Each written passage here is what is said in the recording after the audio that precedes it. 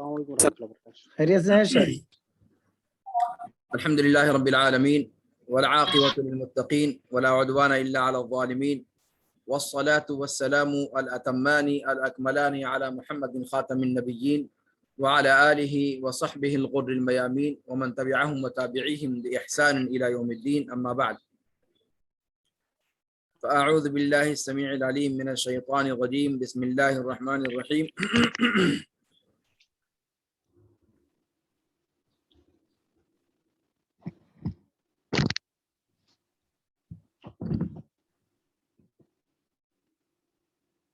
الحمد لله رب العالمين الرحمن الرحيم مالك يوم الدين. مشائخ، آج کا درس اپنے وقت سے ذرا تاخیر سے شروع ہوا. کچھ مشاغل تھے جس کی وجہ سے وقت پر حاضر نہ ہو سکا. اس کے لیے آپ تمام لوگوں سے میں معذرت خواہ ہوں. آج کا درس یہاں سے ہے. اللہ رب العالمین فرماتا ہے اعوذ باللہ من الشیطان الرجیم بسم اللہ الرحمن الرحیم.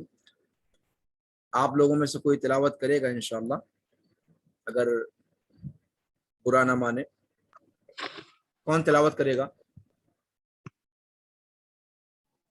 جی شیخ. بسم اللہ کریں. اعوذ باللہ من الشیطان الرجیم. فتولى عنهم وقال يا قوم لقد أبلغتكم رسالات ربي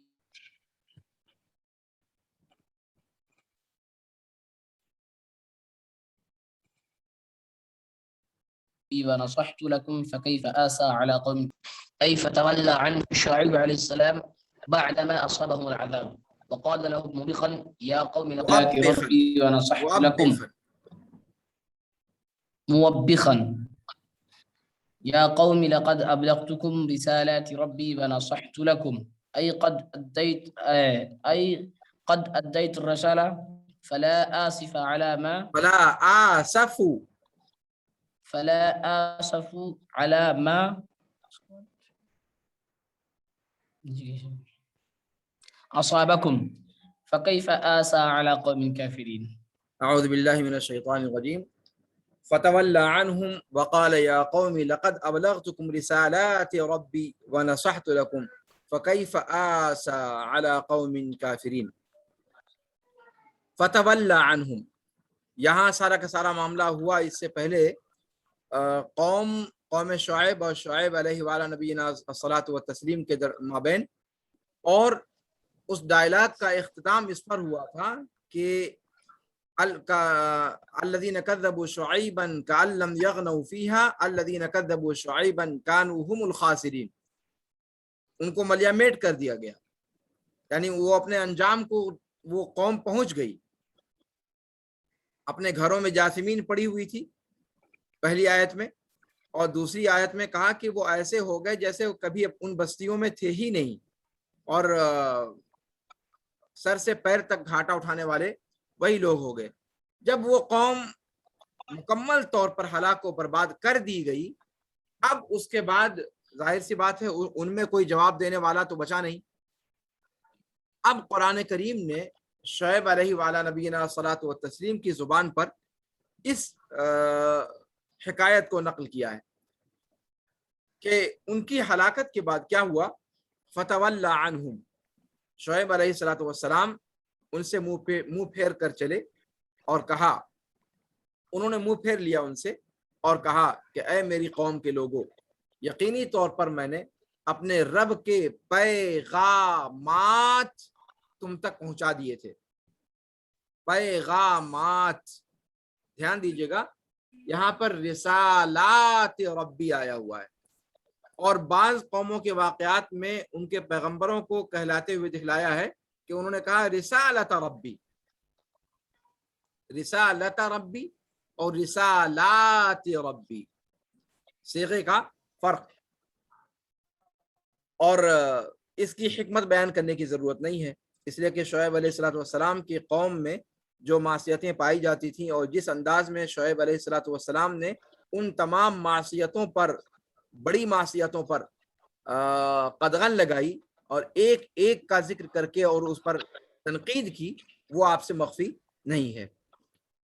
فرمایا لقد ابلغتکم رسالات ربی، لقد ابلغتکم، یہ اسلوب میں اس سے پہلے بتا چکا ہوں آپ لوگوں سے کہ یہ تاکیدی اسلوب ہے، تاکید در تاکید، بلکہ اس کے اندر حلف کا معنی پایا جاتا ہے، یعنی حلفیہ طور پر کہہ رہے ہیں کہ میں نے کوئی کوتاہی نہیں کی اپنے رب کے پیغامات کی ترسیل میں، اپنے رب کے پیغامات کو پہنچانے میں، وَنَصَحْتُ لَكُمْ، اور پیغامات کو پہنچانے کے ساتھ ساتھ میں نے تمہاری خیرخواہی بھی کی۔ نبی جو ہوتا ہے وہ صرف پیغام بر نہیں ہوتا بلکہ وہ اپنی قوم کا خیرخواہ بھی ہوتا ہے، اس لیے کہ ضروری نہیں کہ جو پیغام پہنچانے والا ہو وہ آپ کا خیرخواہ بھی ہو۔ پیغام پہنچانے والا کہہ سکتا ہے کہ بھئی میرے ذمہ صرف پیغام پہنچانا ہے، پیغام اچھا ہو برا ہو، آپ کے لیے بہتر ہو یا آپ کے لیے برا ہو، اس سے ہمیں کوئی لینا دینا نہیں ہے۔ تو پیغام بر، پیغام لانے والا، پیغام کے ساتھ ساتھ اس قوم کی خیرخواہی بھی اس کے پاس ہو، یہ کوئی ضروری نہیں ہے۔ لیکن انبیاء کرام رضوان اللہ علیہم یا صلوات ربی وسلامہ علیہم اجمعین، ان کا جو معاملہ ہے ان کو اللہ رب العالمین پیغام بر بھی بناتا ہے، اور وہ اپنی اپنی قوموں کی خیرخواہی بھی ان کے لیے سب سے زیادہ عزیز ہوتی ہے۔ تو شعیب علیہ السلام نے فرمایا کہ میں اپنے رب کے پیغامات میں نے تم تک پہنچا دیے پورے کے پورے، اور تمہاری خیرخواہی کر دی۔ یہی بات اللہ کے رسول صلی اللہ علیہ وسلم نے بھی کہی تھی، یاد ہے آپ لوگوں کو؟ حجۃ الوداع کے موقع پر، الا هل بلغت اللہم فاشہد، یاد ہے آپ لوگوں کو؟ جی، سب سے بڑا مجمع آپ صلی اللہ علیہ وسلم کی وفات سے پہلے جو لگا تھا، سب سے بڑی بھیڑ جو اکٹھا ہوئی تھی اہل اسلام کی، وہ حجۃ الوداع کے موقع پر، اس موقع پر آپ صلی اللہ علیہ وسلم نے جو خطبہ ارشاد فرمایا تھا وہ عالمی منشور کا حصہ ہے، پورے کا پورا خطبہ۔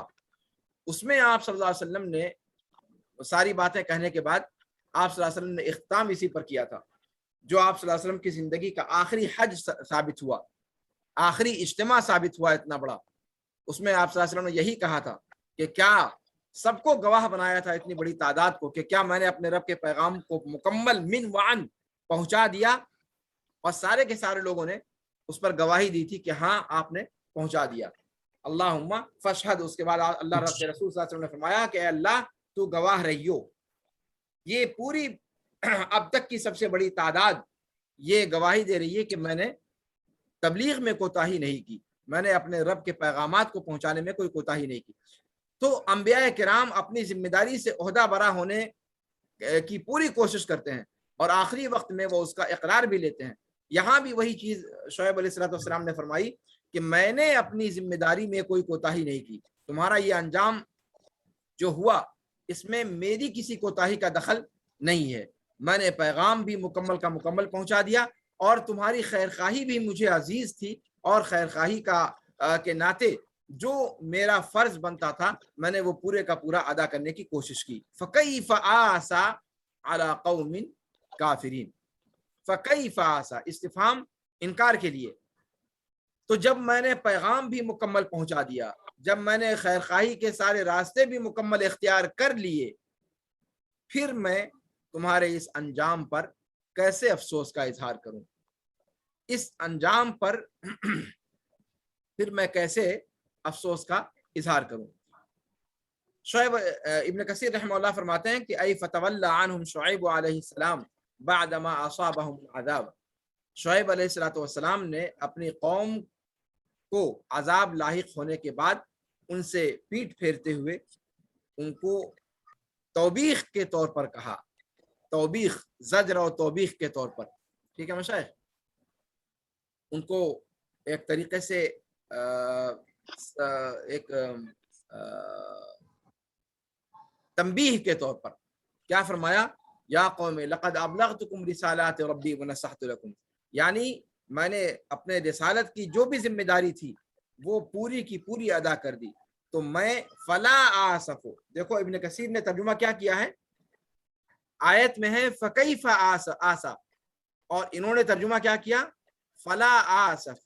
کیا ہوا، ابن کثیر رحمہ اللہ نے اپنے عمل سے بتلا دیا، عمل سے کیا بتلا دیا، فکیف آسا، یہ استفہام یہاں پر اپنے انکار کے معنی حقیقت میں نہیں ہے، بلکہ وہ کیا ہے؟ انکار کے معنی میں انکار اور توبیخ کے معنی میں ہے، انکار اور جی توبیخ کے معنی میں ہے. ٹھیک ہے مشائخ؟ اچھا، اور آسا کا ترجمہ کیا کیا؟ آصف. آصف دھیان دینا یہ سب. اگر امتحان میں پوچھا جائے تو کہو کہ بھیا ابن کثیر نے تو آسا کا کوئی معنی ہی نہیں بیان کیا. ہاں، کیفا کی تفسیر کیا کی ہے؟ استفہام کے بارے میں ابن کثیر کا کیا کہنا ہے؟ ابن کثیر نے یہاں کہہ دیا، دیکھو کیا لکھا ہے، وقال لهم مؤبخا. مؤبخا یہاں سے ابن کثیر نے بتلا دیا کہ شعیب علیہ وعلی نبینا الصلاۃ والتسلیم کے قول میں اور اس قول کے اندر واقع استفہام کا جو پس منظر ہے وہ توبیخ کا ہے. استفہام وہاں پر کس معنی میں آیا ہے؟ توبیخ توبیخ آیا ہے، جو اس کے مجازی معنی میں سے ہے، جس کو آپ نے دروس البلاغہ کے اندر پڑھا ہوگا. یہ اس کا حقیقی معنی نہیں ہے. تو یہاں پر اسی لیے ابن کثیر رحمہ اللہ نے ادیت الرسالہ کے بعد کیا کہا؟ فلا آسفو، یعنی توبیخ اور زجر کے معنی میں جو استفہام ہوتا ہے وہ نفی کے معنی میں ہوتا ہے. تو یعنی مجھے کوئی افسوس نہیں ہے جو تمہارے ساتھ ہوا. افسوس کیوں نہیں ہے؟ ایک سوال بن سکتا تھا، تو اس کا جواب اس سے پہلے مرقوم ہے کہ میں نے رسالات کے پہنچانے میں کوئی کوتاہی نہیں کی، اپنی خیر خواہی میں کوئی کوتاہی نہیں کی تھی. اپنے بشری قوا جس قدر میں استعمال کر سکتا تھا، اپنی بشری صلاحیتوں کا استعمال جس قدر میں کر سکتا تھا اپنی قوم کو نقصان سے بچانے کے لیے، وہ پورا ہم نے کر ڈالا. اب اگر وہ قوم اتارو ہے اپنا نقصان کرنے پر، تو پھر اس میں سامنے والا کیوں افسوس کرے؟ سمجھ میں آ رہی بات؟ گویا وہ دلیل ہے کیفا کے استفہام کا کہ کیوں آخر آپ کو افسوس نہیں ہے بھائی؟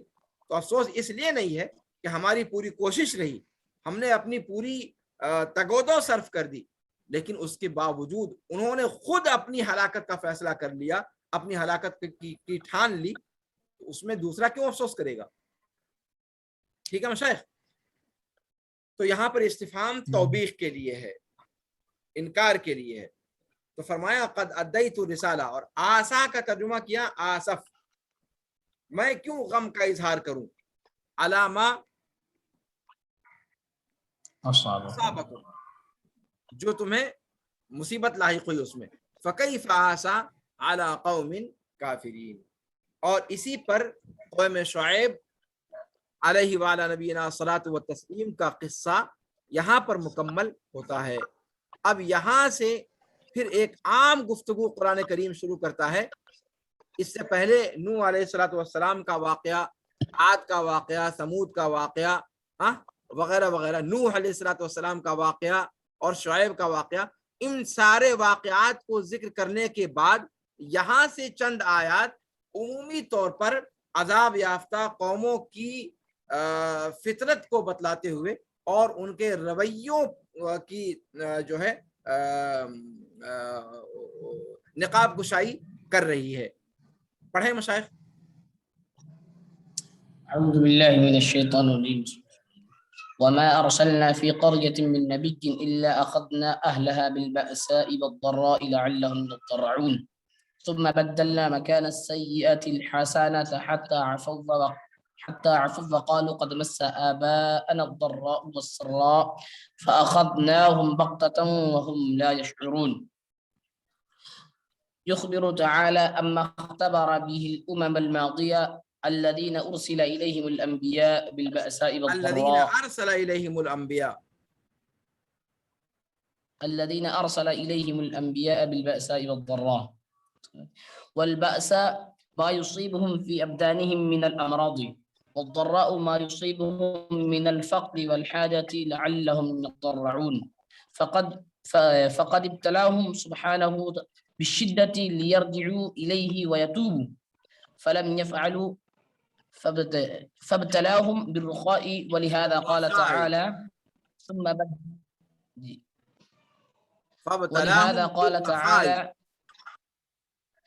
فابتلاهم بالرخاء ولهذا قال تعالى ثم بدلنا مكان السيئة الحسنة. مکان ليشكروه سیئۃ سبحانه الحسنۃ. سيئة الحسنة جی ليشكروه سبحانه على ذلك فما فعلوه. وقوله تعالى حتى عفوا أي کثروا مالا أي وولدا. أي كثروا مالا وبلدا. يقال عفى الشيء إذا كثر. وقالوا قد مس آباءنا الضراء والسراء فأخذناهم بغتة وهم لا يشعرون. أي قد مسنا من البأساء ثم الرخاء ما مس آباءنا من قبل دون أن ينتبهوا لأمر الله فيهم ولا استشعروا ابتلاءهم في الحال ولا استشعروا ابتلاءهم في حالين. وهذا بخلاف المؤمنين الذين يشكرون الله على السراء ويصبرون على الضراء كما ثبت في الصحيحين عجبا للمؤمن لا يقضى الله له قضاء إلا كان له خيرا له إن أصابته ضراء صبر فكان خيرا له وإن أصابته سراء شكر فكان خيرا له. فالمؤمن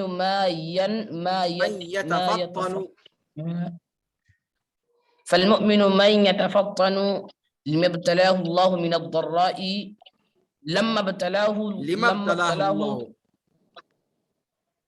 ابتلاه الله من الضراء والسراء. ولهذا جاء في الحديث لا يزال البلاء بالمؤمن لا يزال البلاء لا يزال البلاء بالمؤمن حتى يخرج نقيا من ذنوبه. والمنافق مثله كمثل الحمار لا يدري والمنافق مثله كمثل الحمار لا يدري فيما ربطه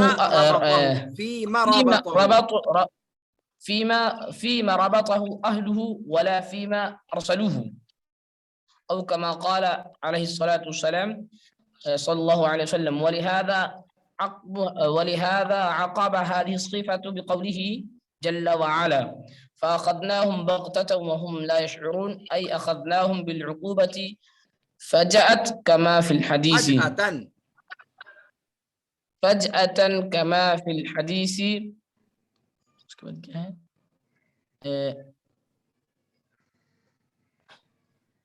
موت الفجأة للمؤمنين مأتي رحمة للمؤمنين وأخذة آسف للكافر.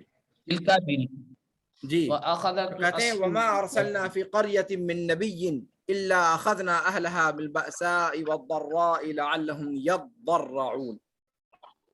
اللہ رب العالمین اپنی سنت جاریہ بتلا رہا ہے قوموں کے ساتھ. فرمایا کہ کسی بھی بستی میں کسی بھی نبی کو ہم نے نہیں بھیجا مگر ان بستی والوں کو ہم نے باسا اور ضرہ کے ذریعے سے مبتلا آزمائش کیا. وما ارسلنا نفی کا سیاق ہے واضح مشائخ. وما ارسلنا نہیں بھیجا ہم نے فی قریۃ کسی بھی بستی میں. قریہ نکرہ ہے اور نفی کے سیاق میں ہے اور نکرہ نفی کے سیاق میں جب آتا ہے تو قاعدہ کیا ہے النکرۃ فی سیاق النفی تعم. قاعدہ ہے قاعدہ کیا ہے عموم کا فائدہ. النکرۃ فی سیاق النفی تعم. تو یہاں پر قریہ عموم کے معنی پر دنیا کے کسی خطے کے اندر کسی بستی کے اندر کسی قریے کے اندر ہم نے نہیں بھیجا. کس کو نہیں بھیجا؟ من نبی کوئی نبی. یہاں بھی دیکھیں نبی یہاں نکرہ نفی کے سیاق میں ہے ویسے ہی عموم پر دلالت کرتا لیکن اس عموم کو مزید مؤکد کرتے ہوئے اس پر من داخل کر دیا. حالانکہ من کے بغیر بھی نکرہ اپنے عموم پر دلالت کرتا اس لیے کہ وہ نفی کے سیاق میں آ رہا ہے لیکن یہاں پر من داخل کر کے عموم کے مضمون کو مزید مؤکد کر دیا گیا ہے. سمجھ میں آ رہی بات آپ لوگوں کو؟ جی. تو فرمایا وما ارسلنا فی قریۃ من نبی، کسی بستی میں کسی بھی نبی کو ہم نے نہیں بھیجا، الا مگر کیا کیا، اور نفی اور استثناء کا جو اسلوب ہے وہ قصر کا اسلوب کہلاتا ہے، حسب کا. جی قصر اور حصر کا اسلوب. ہاں یہ دروس البلاغہ جی میں آپ نے قصر کا مبحث پڑھا ہوگا. قصر کے جو طرق ہیں، قصر بانما، قصر بالنفی والاستثناء، قصر بالتقدیم، ہاں یہ سارے جی. آپ لوگوں نے وہاں پر پڑھے ہوں گے. اور ان میں کون اقوا ہے، کون اضعاف ہے، اور کون کس معنی پر دلالت کرتا ہے، نفی اور استثناء کہاں پر استعمال ہوتا ہے، انما کہاں پر استعمال ہوتا ہے، اس کے مواقع کیا ہیں. تو یہ ساری بحثیں آپ لوگ پڑھے ہوئے ہیں ماشاءاللہ، اور اس سلسلے میں خبیر ہیں. اس کی تفصیلات میں جانے کی ضرورت انشاءاللہ نہیں ہے. کیا خیال ہے؟ صحیح کہہ رہا ہوں نا؟ صحیح کہہ رہا ہوں نا مشائخ؟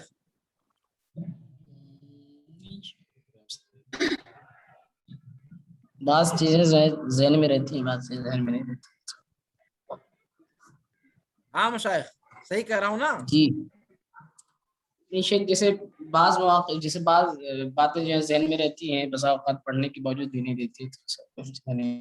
میرے کہنے کا مطلب یہ ہے، آپ کے کہنے کا مطلب تو سمجھا، لیکن میرے کہنے کا مطلب یہ ہے کہ کلاس میں صرف آپ ہی کے پاس زبان تو نہیں ہے. کیا ایسا ہے؟ نہیں ہے. باقی لوگوں کو سانپ سونگ گیا ہے کیا؟ ارے بھیا آپ لوگ اسٹیچو ہو کہ زندہ انسان ہو؟ جی سر. کہاں سے آواز جی آئی؟ سر. یار دیکھنے میں تو حرکت کرتے ہوئے دکھائی دے رہے ہو، یعنی اسٹیچو نہیں ہو آپ لوگ؟ جی نہیں. ارے تو زندہ ہو تو زندہ نظر آنا ضروری ہے، ایسا نہیں ہے. کیا خیال ہے، کیوں آج کچھ خاموشی زیادہ نہیں لگ رہی ہے آپ لوگوں کی؟ موسم بہت سہانا ہے شیخ. تو موسم کا پورا نزلہ ہمارے اوپر گراؤ گے؟ نہیں، جیسے پھر جو ہے ایک وقت تیار ہو کے آئے تھے، پھر جو ہے 1.5 گھنٹے کے وقفے نے جو ہے سست کر دیا بدن کو. تو اطلاع کے بعد تو پھر جی انتظار جی. کی کوئی بات نہیں بنتی، اطلاع تو ہو چکی تھی. 40 منٹ شیخ اتنے دیر میں کیا کرے گا شیخ؟ انتظار 1 گھنٹے کا وقت انتظار ہی میں ختم ہو گیا تھا. اچھا کے ہیں لگ بھگ. ارے چلو تو ایک چائے لے لینا اللہ کے بدنوں، ہماری طرف سے ایک چائے سب لوگ پی لو، پیمنٹ میں کر دوں گا، اور یا تو آؤ یہاں لائبریری میں پلا دیتا ہوں. انشاءاللہ ضرور. لگ جائے گا زیادہ. چائے پینے میں بڑی مہنگی چائے ہو جائے گی، جی اسی لیے سر. کہہ رہا ہوں آپ لوگ وہیں پر پی لو، اور آنا تو چائے کی قیمت ہم سے لے لینا. 5 اسٹار سے بھی زیادہ تگڑا ہو جائے گا. ارے میرے بھائی تو آپ اپنے اپنی جگہ پر پی لو، اور چائے کی قیمت یہاں اگر مجھ سے لے لینا، یہ تو چلے گا کہ نہیں چلے گا؟ بریانی کھائیں گے یہاں سے چائے تو پیتے واہ بھائی. تو بھوک لگ جائے گا. ہاں مشائخ، تو جو باتیں کہی جا رہی ہیں آپ لوگوں کو سمجھ میں آ رہی ہیں؟ اگر بریانی وغیرہ ہوتا تو بات. جی.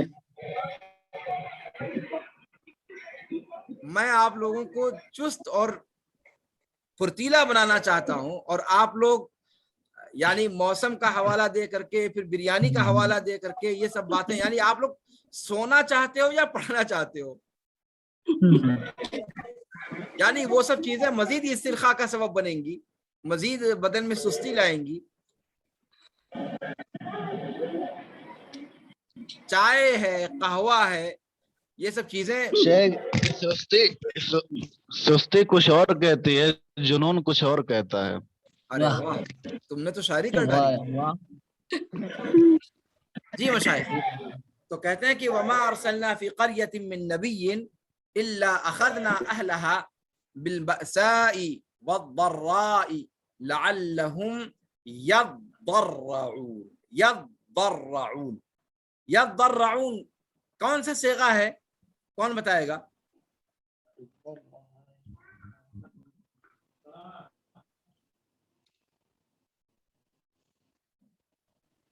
مذکر غائب.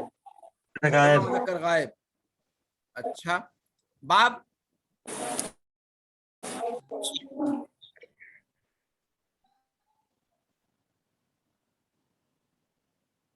باب کیا ہے اس کا؟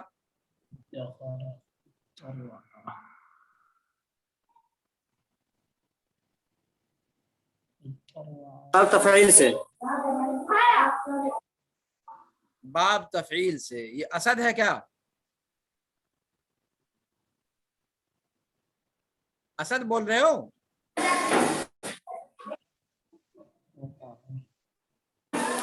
ارے بھائی کون بول رہے ہو؟ اسد ہو؟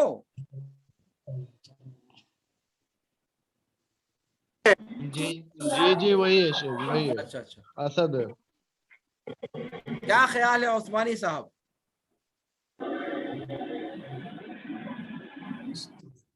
ہاں بھائی صفی الرحمان، کس وہی باب ہے. سے ہے؟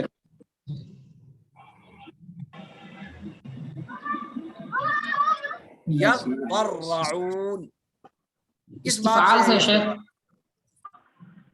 شیخ. استفعال سے ہی ہے شیخ. استفعال، استفعال. ماشاء اللہ ماشاء اللہ. آپ لوگ ثابت کر رہے ہیں کہ آپ لوگوں کو عالمیت کی ڈگری جن کو دی گئی ہے سب سے واپس چھین لی جائے.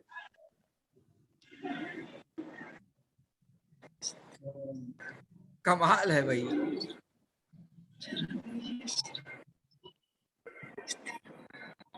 چلو بھائی اب نام نہیں لیتا، عمومی بتاؤ اور کیا باقی رہ گیا ہے؟ یضرعون. کوئی کہہ دو افعن لال سے ہے، وہ بھی کہہ ڈالو. جتنے یاد ہوں مزید فی کے ابواب ایک ایک کر کے سب گنا ڈالو. اور کوئی نیا انکشاف؟ لال سے ہی شدید. کس سے ہے؟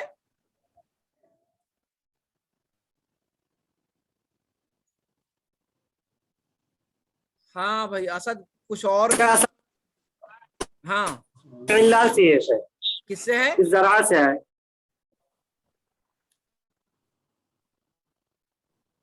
کیا؟ ارے یار صرف ایک لفظ بول دو، کس باب سے کہہ رہے ہو؟ لال ہی سے ہے شیخ. زراعت اصل میں ہے اس کا مادہ. کس باب سے کہا آپ لوگوں نے سمجھا؟ جی کہہ رہے ہیں شیخ افعل لال سے. فنلال سے. چلیے جناب اور کوئی بات؟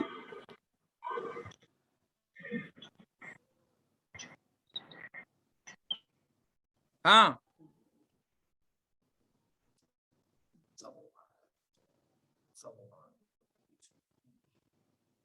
حافظ کتنے لوگ ہیں اس کلاس میں؟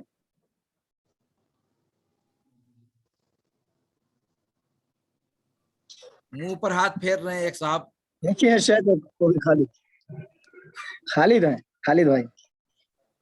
ہاں تو حافظ جی کس جی بات سے ہے؟ شیخ. آپ کی کیا رائے ہے؟ وہی تو دوہرا رہا ہوں شیخ. آ؟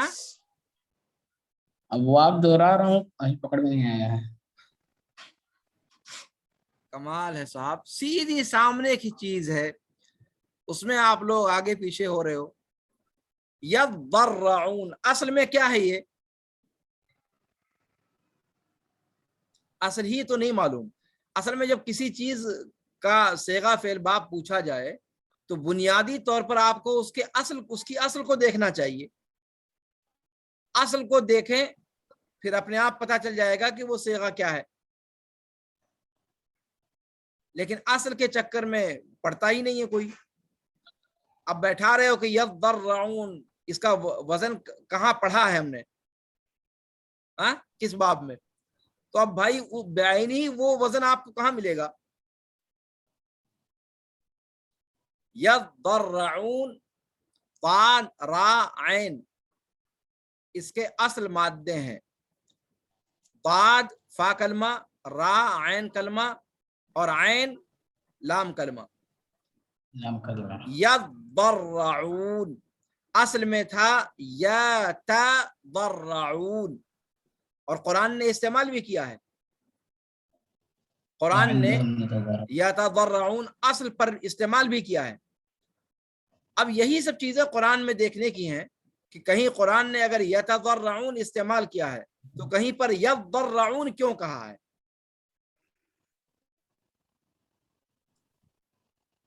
سمجھ میں آ رہی بات؟ جی. ہاں جی شیخ. یہ قرآن کریم کے اندر کہیں بھی تعلیل وغیرہ اور اس طرح کی جو چیزیں آئی ہیں وہ کسی نہ کسی حکمت کے پر دلالت کرتی ہیں، یوں ہی نہیں ہے. تو یہ اصل میں کیا ہے؟ یتضرعون. اب باب واضح ہے کہ اب بھی واضح نہیں ہے. یتضرعون یتقبلون، اب بھی باب سمجھ میں نہیں آیا.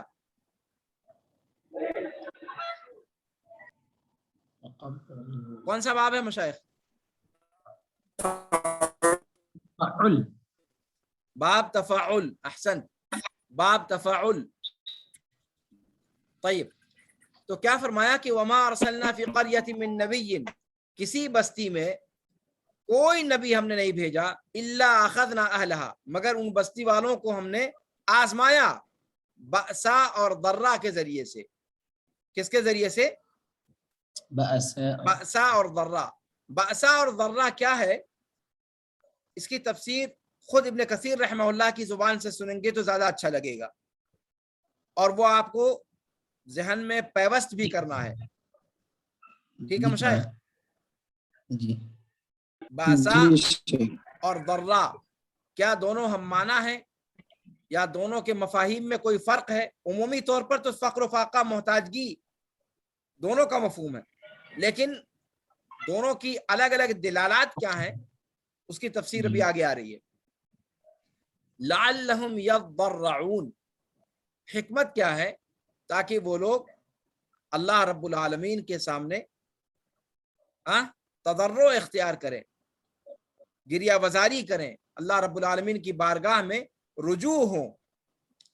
ثم بدلنا مکان السیئۃ الحسنہ، پھر سیئہ کی جگہ پر ہم نے حسنہ کو دے دی. سیئہ کی جگہ پر حسنہ جو ہے، سیئہ کو حسنہ سے بدل دیا.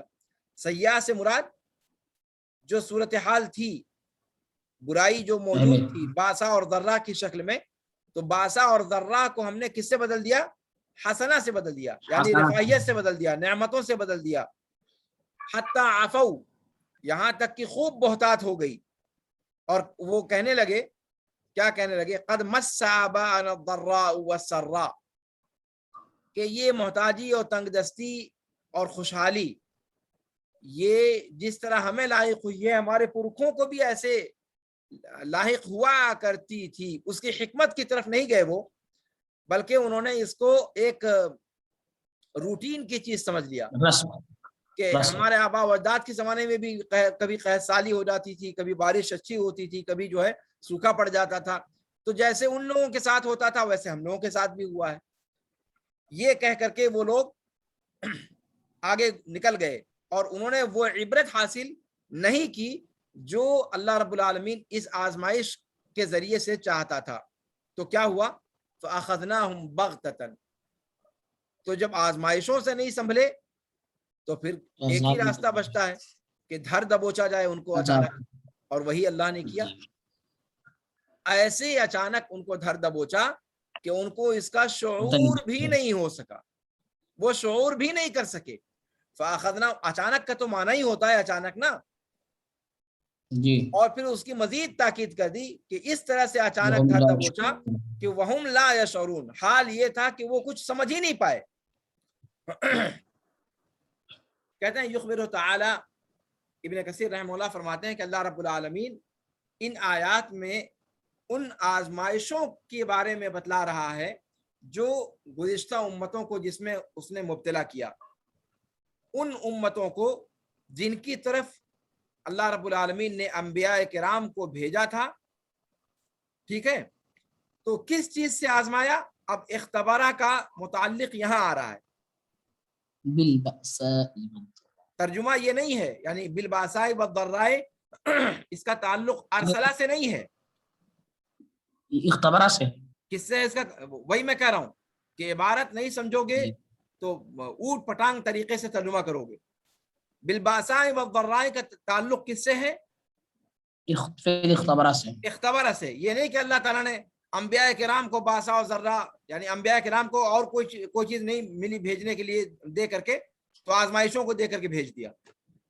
یار یہ مطلب عقل کے بھی خلاف ہے اور منطق کے بھی خلاف ہے. اللہ رب العالمین انبیاء کرام کو رحمت بنا کر بھیجتا ہے، باسا اور ذرہ کے ذریعے نہیں بھیجتا. ٹھیک ہے مشائخ؟ جی شیخ. تو یہاں پر بالباساء والضراء یہ متعلق ہے اختبارہ سے. یعنی ترجمہ کیا ہوا کہ اللہ رب العالمین ان آیات میں ان آزمائشوں کے بارے میں خبر دے رہا ہے جو باسا اور ذرہ کی شکل میں اللہ رب العالمین نے گزشتہ امتوں پر اتاری. ان امتوں پر جن امتوں پر اللہ رب العالمین پہلے انبیاء کرام کو بھیج چکا تھا، انبیاء کرام کو پہلے بھیج چکا تھا. اب انبیاء کرام کی دعوت کو قبول نہ کر کے اس کے سامنے اعراض کا رویہ برت کر اور ان کی دعوت کو مکمل طور پر نہ قبول کر کے سرکشی کے رویے پر آمادہ جب ہوئے، تب اللہ رب العالمین نے ان امتوں کو باسا اور ذرہ کے ذریعے سے مبتلا آزمائش کیا. ٹھیک ہے، بات واضح ہے مشائخ؟ جی شیخ. باسا اور ذرہ کا تعلق ارسلہ سے تو نہیں جوڑو گے؟ نہیں. مشائخ وقت ختم ہوا چاہتا ہے، اگر اچانک وقت ختم ہو گیا تو آپ لوگ دوبارہ اسی تفسیر کے لنک سے آ جائیے گا تاکہ یہ ترجمہ ہم لوگ مکمل کر لیں. جی مشائخ، تو فرمایا کہ اللہ رب العالمین ان آیات میں گزشتہ امتوں کی آزمائشوں کے بارے میں خبر دے رہا ہے جو اللہ رب العالمین نے ان پر اتاری باسا اور ذرہ کی شکل میں. ان گزشتہ امتوں کا وہ گزشتہ امتیں جن میں اللہ رب العالمین رسولوں کو بھیج چکا تھا. طيب، اب یہاں سے باسا اور ذرہ کی تفسیر کر رہے ہیں ابن کثیر رحمہ اللہ. باسا کسے کہتے ہیں؟ ما يصيبهم في أبدانهم من الأمراض. کہتے ہیں والبأساء ما يصيبهم في أبدانهم من الأمراض.